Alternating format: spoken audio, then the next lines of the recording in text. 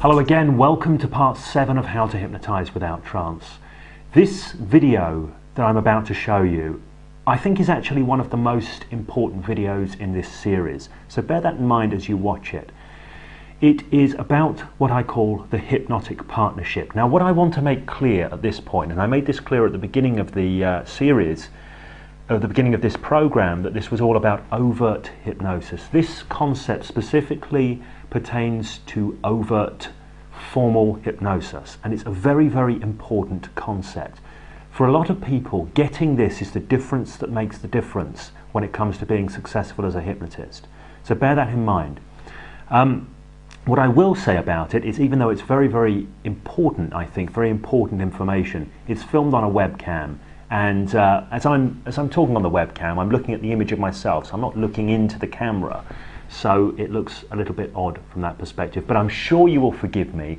Watch the video, take the message on board and keep it in your mind. Allow it to sink into your mind and into your heart. So when you go out there and you start doing hypnosis, you can start doing it from this place of wonder and of taking people into wonderful experiences. This is an important thing. Let's have a look at it, the hypnotic partnership. I want to talk to you about something which I think is really quite key in doing good hypnosis, doing hypnosis well. And that's a concept, it's a mindset of what I call the hypnotic partnership.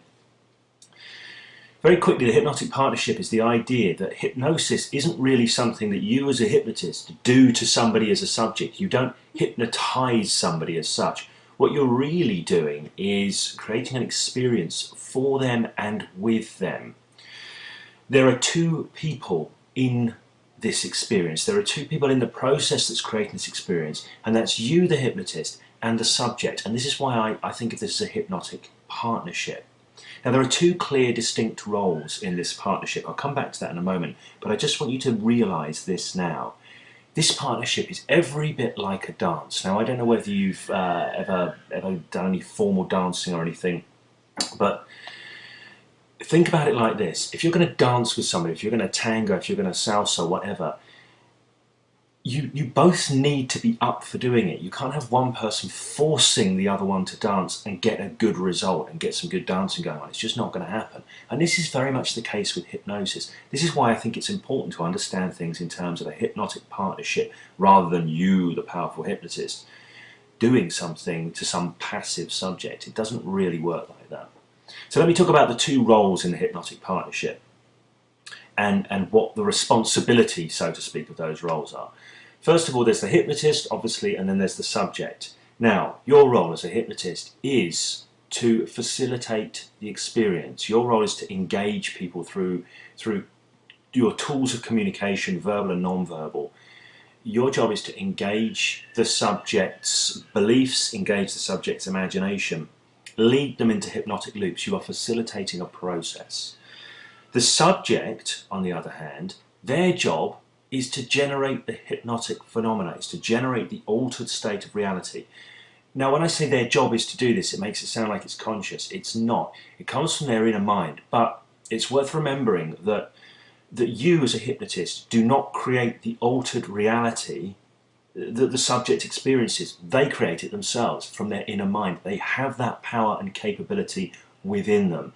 It's always worth you bearing that in mind, and I think it's a wonderful thing to let the subject know that, because it's empowering for them to know that they have the capability within them to literally shift and alter their reality. Now, it's useful to think in terms of a hypnotic partnership because it's more likely to engender cooperation, and you need cooperation. Remember the dance metaphor.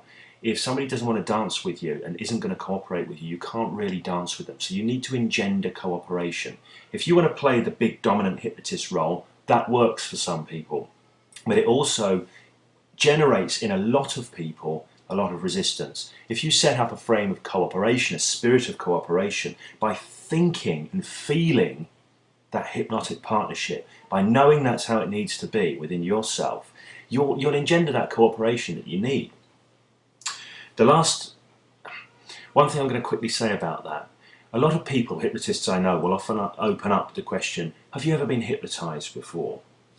I never open up with that question because hypnotized suggests them being passive, me being active. It suggests that I'm going to do something to them. And I think in a lot of people that can set up that little bit of resistance. So thinking from the perspective of the hypnotic partnership, I will often ask the question, have you ever experienced hypnosis before?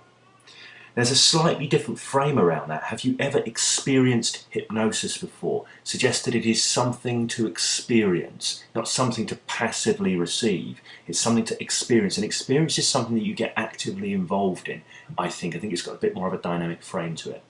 That's all I'm going to say, because I want to keep this video short and hopefully packed with useful information.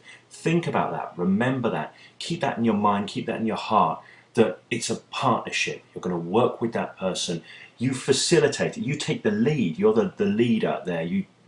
When you dance with somebody, there's always someone who takes the lead. You're taking the lead as the hypnotist, but it is a partnership, and ultimately it will be the subject that generates the subject's inner mind, that generates the shift in reality that you're going after.